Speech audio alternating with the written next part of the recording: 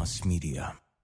Welcome to the Independent Voter Podcast from Independent Voter Project. We're going to expand a little bit. A new era of independent voter news that the journalists just don't cover. It's where we have these debates on a national level, really taking on issues so that people have more educated disagreements with each other.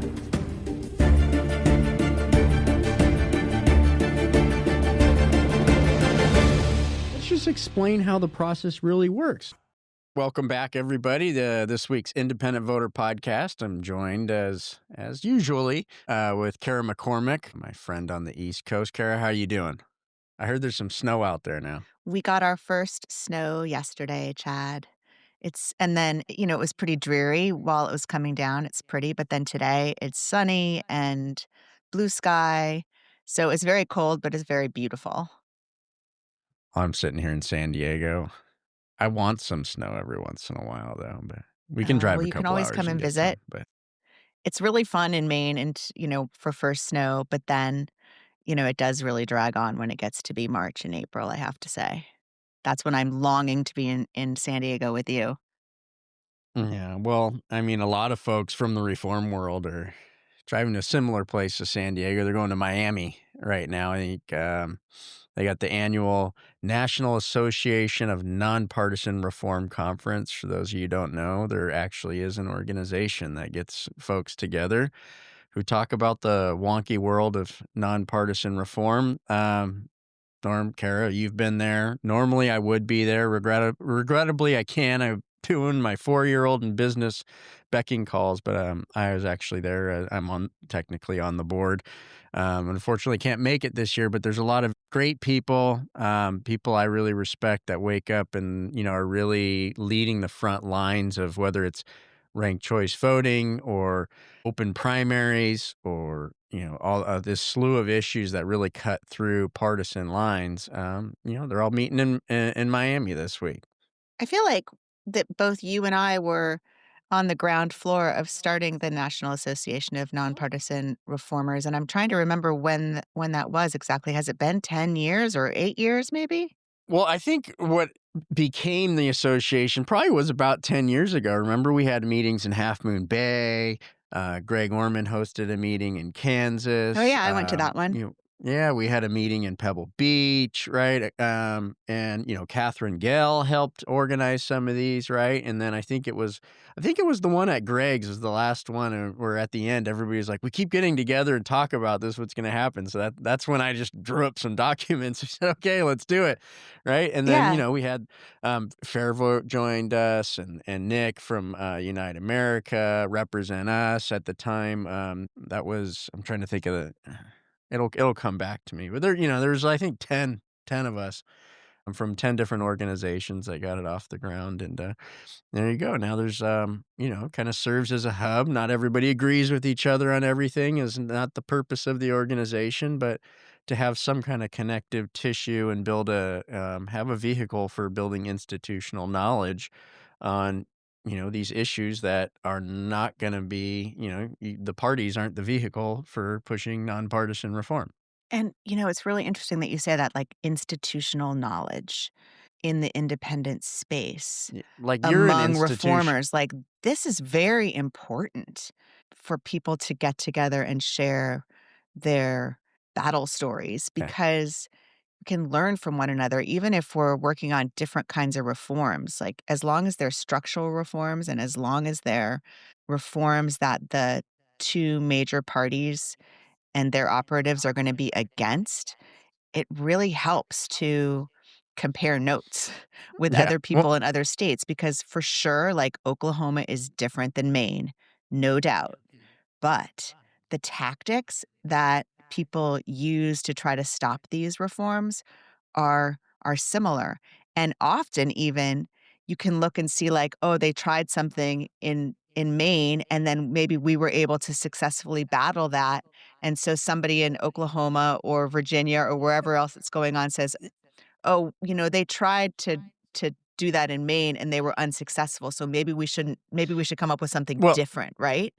They were unsuccessful because Cara McCormick was there, right? But in all seriousness, it's a totally different game. People don't understand you don't have a team, you don't have a structure. So, like, when you passed ranked choice voting in Maine, like, that wasn't the end of it. You then had the legislature tried to repeal it, and then they took you to court, and then they did this, right? When they passed it in California, the top 2 primary, right? There was 3 cases of litigation, even from people I respect and I like and are big proponents of other reforms, challenging it, but there's no vehicle there, like, there's no party to turn to and say, "Hey, defend us," and you gotta just go in there, and the experience is so different. I mean, we just posted something on our, I think, Instagram and Facebook the other day, about this hearing in DC. Here, Yeah. where you have a case where DC went from a closed, municipal elections to nonpartisan, top 4, top 5, Top right? And 5. top 5 Yeah. with ranked choice, Yep. in the general election, kinda like very similar to Alaska, but, like, they got both open primaries and ranked choice, this great reform, and you see the council members pressing, the woman who's in charge of implementation, right? This was past 73%. Yeah. Now, Kara, give me your take on this. Is this a surprise that you're seeing what's going on here in DC? Not at all. So it's really interesting, DC. So just like you said, 73% of the vote, super majority in every single district in Washington, DC voted for this top 5, which basically means it's an open primary, or it was meant to be. This is what they voted for. Okay. They voted for an open primary where anybody can participate. And then the top 5 move to the general election, and in the general election, they get ranked, and it's tabulated using ranked choice voting, and whoever gets to 50% first wins. So, very cool, and, but what they left open to the council in the legislation was they said, "This is what we want, and the council has to decide to fund it or not." Okay. Right. So, right here, they left something up to the politicians that and what they left on the table, and here's what they did with it. Apparently, they decided to only implement the ranked choice voting part of the initiative, which passed with 73% of the vote. So they said, "We're not gonna fund the open primaries part of this. We're only gonna fund the ranked choice voting part of this." So, that is a huge distortion of what the Mhm. people actually wanted. There's so many independent voters in DC that are shut out. Like, that's the reason why it passed. People want access to the Right. ballot, But it right? goes to show, you see what happened in New York, right? They passed, there was the combination and everybody celebrate. I actually still think it's a great thing that what happened in New York implementing ranked choice voting. But the reason it passed was because, there was kind of a okay, we'll do the ranked choice, but we're keeping that closed primary thing, right?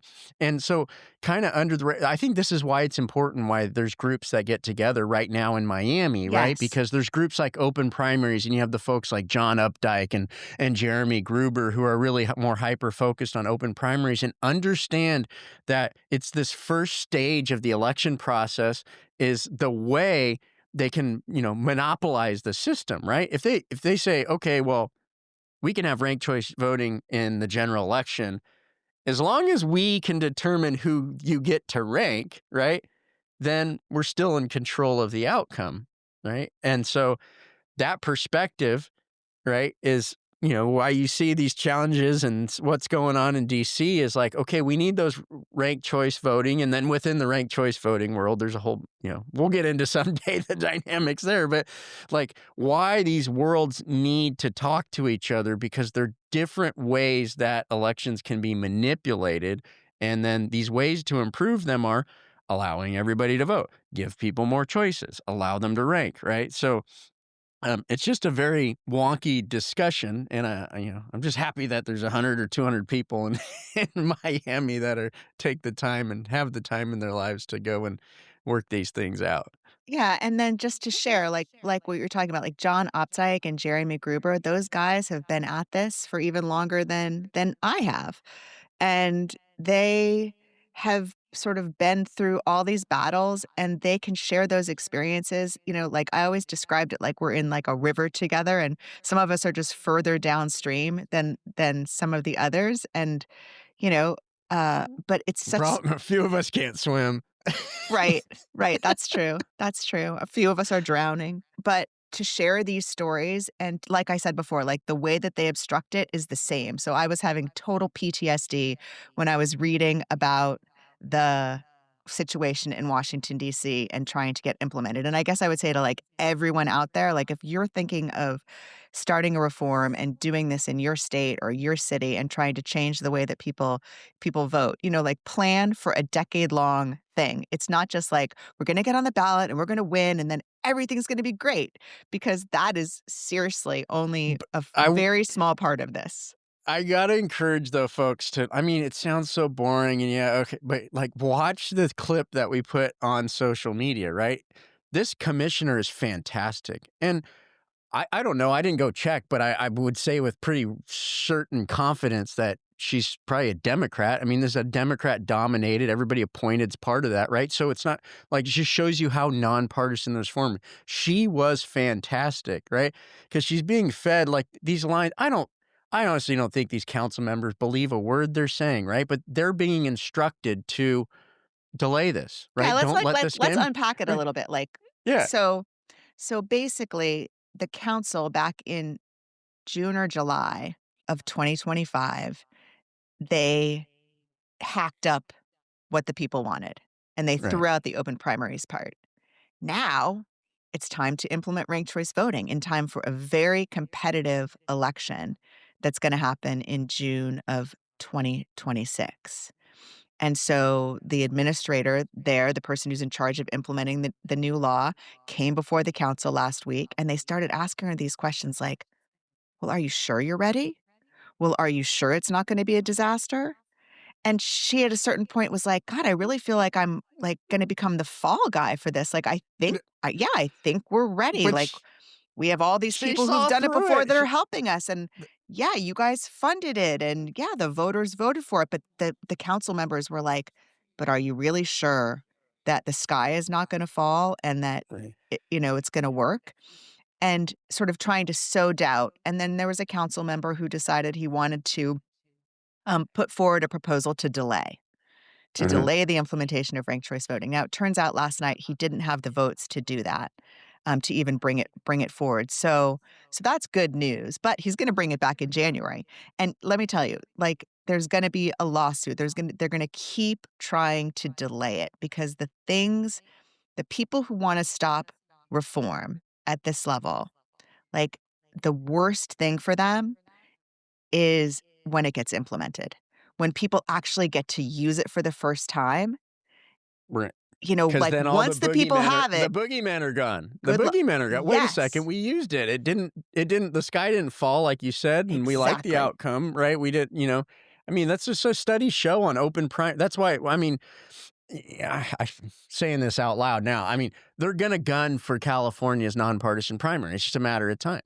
I mean, look at and don't think that the folks aren't emboldened. I'm not look, I'm going back. I'm not attacking Newsom's like political strategy and all that stuff. But look what he did in his race for president. He took one of the most sacred cows, right? That people, if you ask people in a poll, do you want independent redistricting commission? I mean, they're like 90%, right? If you don't load the questions. I mean, California got rid of the Independent Redistricting Commission, albeit for just congressional races and on a short-term basis, but they got voters to say, "Yeah, go ahead and gerrymander our districts," right?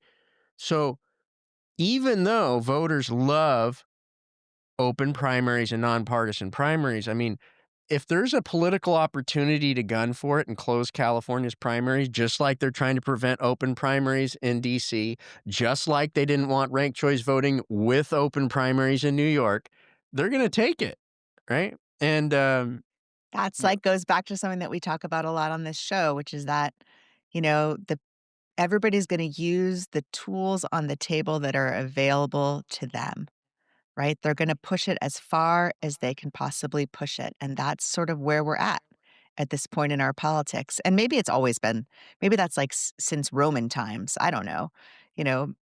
Well, maybe at least we're not using weapons, weaponry, right? That's the ultimate. I mean, but that's what no. you No, that's the whole point. and it's a great thing. Like, we get that we have any of this is totally It's the great, whole and that's point what of I'll always government, right? say. So we don't fight with each other, and kill ourselves. That's why we have a government. And we get to debate, and we get to have these systems, like these constitutions and charters that let us improve things, and it's just hard. It's just Yeah. hard work, and, but it's great work. And, yeah, so the National Association of Nonpartisan Reformers are, hopefully they're gonna have a great conference, go over their best practices together, get a little sun in Miami, and, maybe some people will be inspired, uh, and, go on to do some reforms in their own communities. Like, I've always thought, like, it really does work when the reforms comes from the community itself Yeah. rather than from It an and outsider it's really trying to it's say, really like, "Let's do difficult. this." And, but that's why it's so slow to develop and hard, though, because it is complex and it's nuanced, and it's like you gotta know a lot, right? And then so for it to develop in the community, right, and then have the resources because we're busy, especially if you're in politics, you're probably within one of the parties, right? And so to develop a nonpartisan reform, right, and find enough people willing to that have the time to go and really try, it's tough. But You're I also, like, digress. pushing up against, everybody thinks you're gonna lose, Yeah, right? So, right. no one thinks you're gonna be able to win, and so there's just all this, I don't know, doom and gloom associated with it, sort of like, "Oh, well, Yeah, like, people just all these people trying really hard," yeah, which is why, like, I'm so sick of this sounds bad, but yeah. trying really hard is not gonna get anything done in this world. Like, you can keep trying, and you can say keep trying and trying and trying. It's not, you have to, like, choose something to do that actually matters. Like, write a law, go get signatures. Like, Uh-huh. do real things, do actual things. Don't just be an activist about it. Like, actually do things. Like, there has to be something, um, more than just sitting around and talking about how bad it is, and that you sort of want to do something, but then not actually doing the thing that is there for Yeah. that the Constitution gives you the ability to do, like, no matter how hard it is. Right. It is, yeah, it is hard. Well, hopefully, Sean Griffiths, those of you who follow and come to IVN.us, you got to know Sean. I think talking about institutional knowledge, just Sean's probably is the institutional knowledge. That guy knows where every reform and every person in the reform, but he's out there. He is in Nanner. He's going to be talking to the folks. I'll look forward to his election roundup because I imagine it's going to be quite robust this week with all the folks he'll be talking to.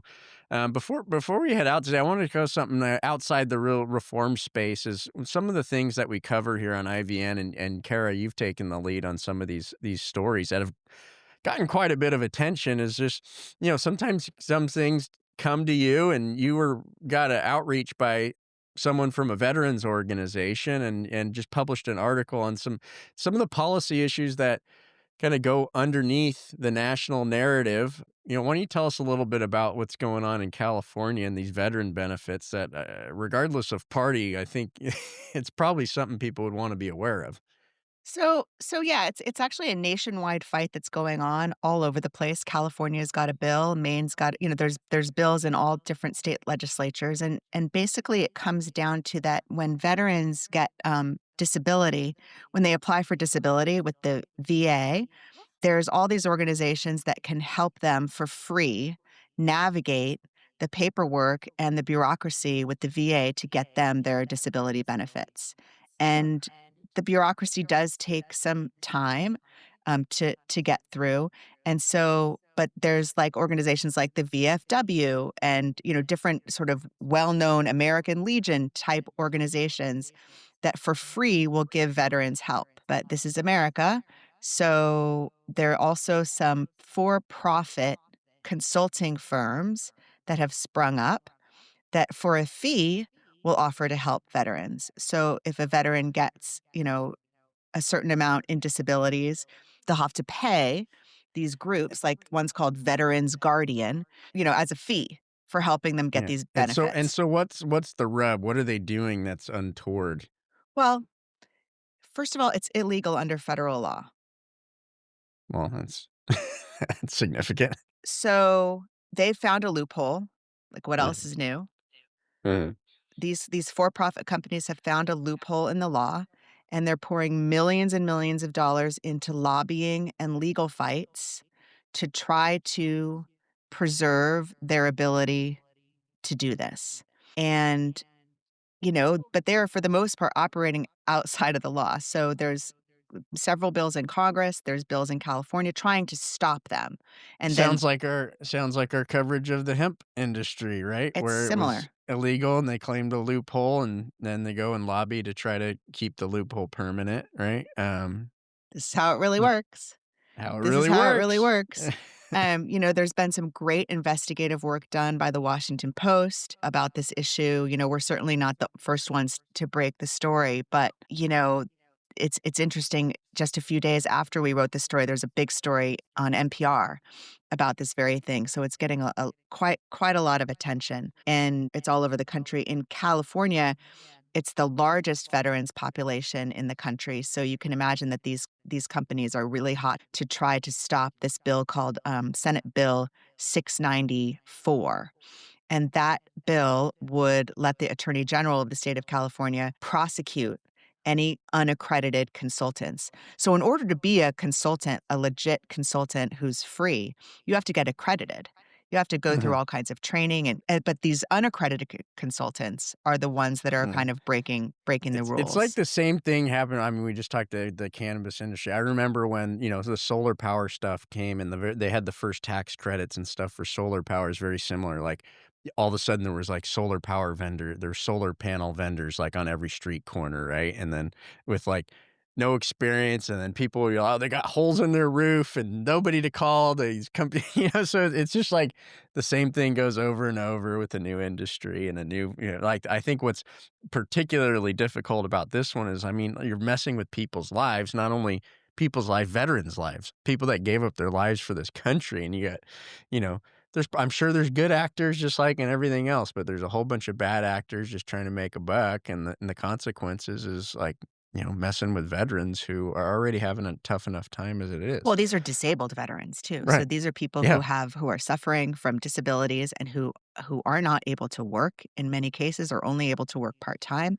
And they're having, of course, there's so many veterans right now who are disabled as a result of the Iraq and Afghanistan wars. There was, the controversy with the burn pits. And so there's lots and lots of claims. And so it does take time. And of course, these companies are also advertising to benefits, get your benefits faster.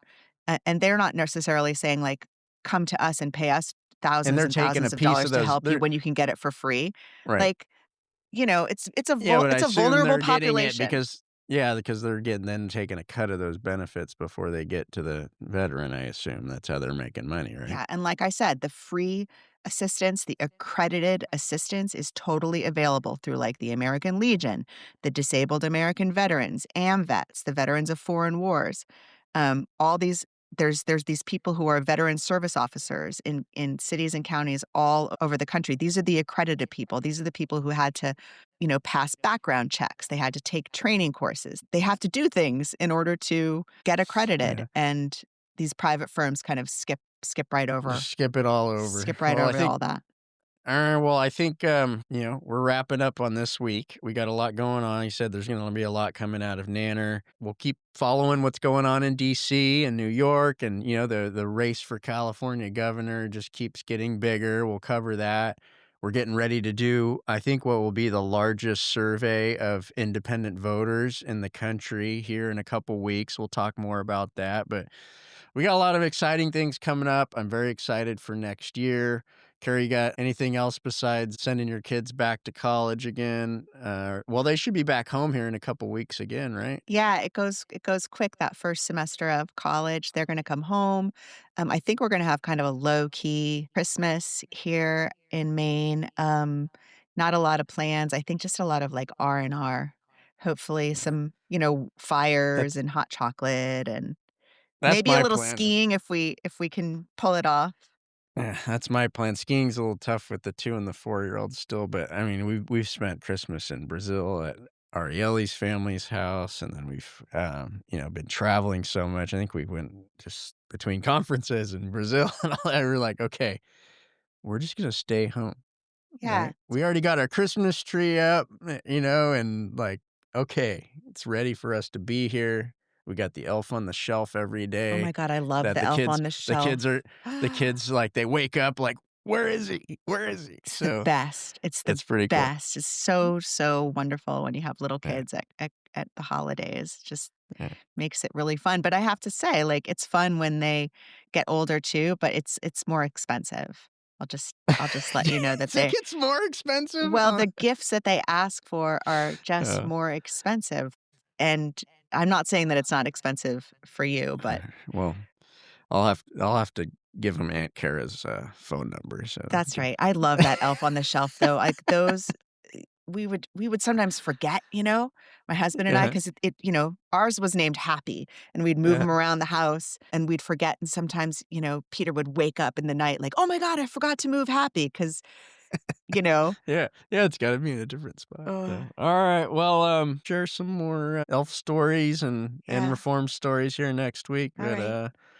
as everybody else, check back on IVN.US. We have some good stories coming up. Ethan, who's actually in office right here sitting next to me, has been putting together some pretty good reels there on, Thank you, Ethan. Instagram.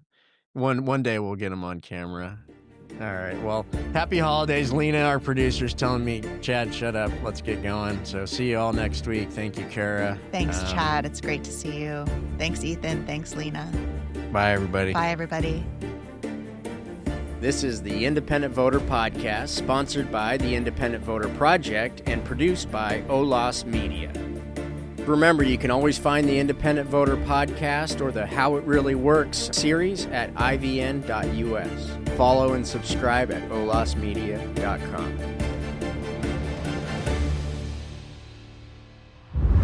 OLAS Media.